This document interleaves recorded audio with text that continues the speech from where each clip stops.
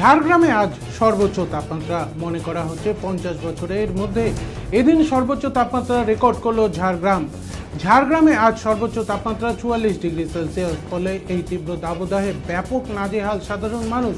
গরমের সঙ্গে পাল্লা দিয়ে চলছে লু, ফলে রাস্তায় খুব কম মানুষ বেরোচ্ছেন।